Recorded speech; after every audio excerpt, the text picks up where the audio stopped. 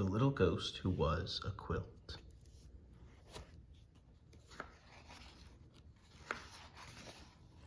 Once there was a little ghost who was a quilt.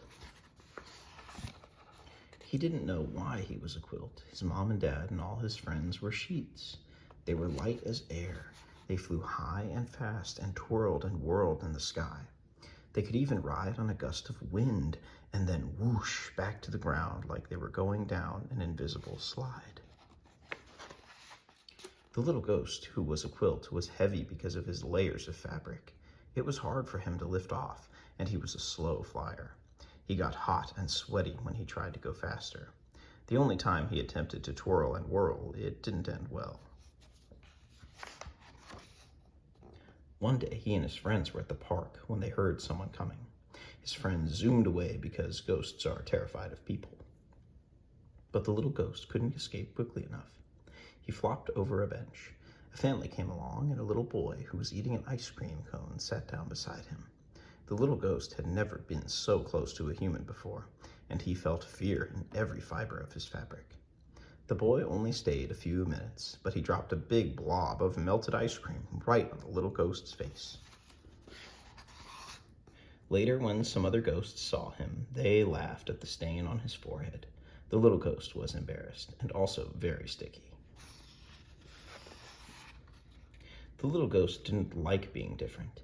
His mom told him he had an ancestor who was a checkered tablecloth, and his great-grandmother was an elegant lace curtain.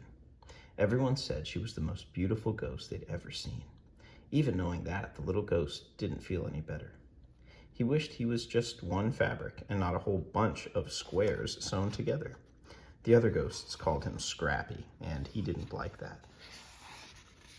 But there was one day that always cheered him up: Halloween.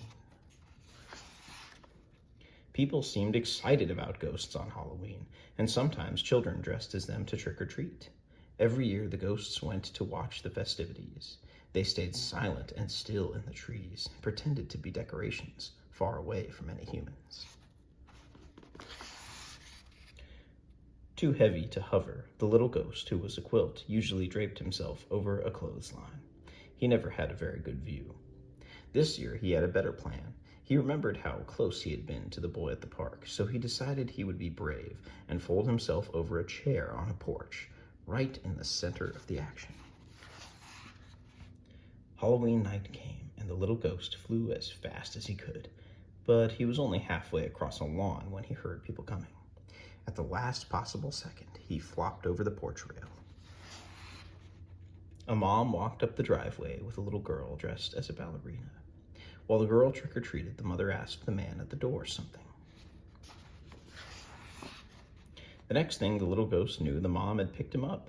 He was so scared he thought his seams might come unstitched. The mom wrapped the little ghost around the girl and put them both in a wagon. The girl had been cold, and now the little ghost was keeping her warm. He could hardly believe what was happening. They headed down the street past his friends in their tree. "No, don't go," one whispered. "What are you doing?" The little ghost decided to fly away as soon as the girl got out of the wagon to trick-or-treat again, but the mom didn't turn into the next yard, or the one after that. By the time she finally walked up to a house, the little ghost was panicking. How would he get away?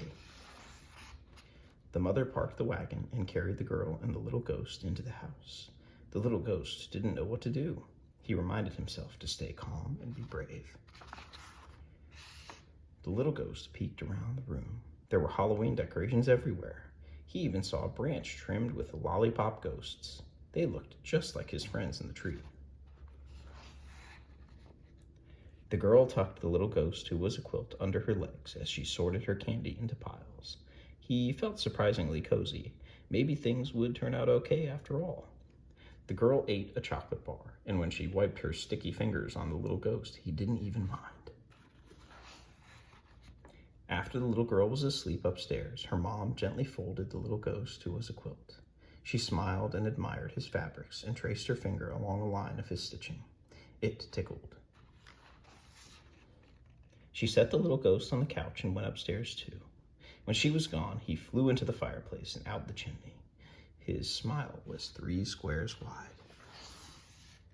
The little ghost's friends cheered and rushed over to him. They were amazed by his courage and wanted to hear every detail of his adventure. They flew slowly along with him all the way home. The little ghost was so happy that he felt like he was floating without even trying. Everything that had happened was because he was a little bit different. Everything had happened because he was a quilt.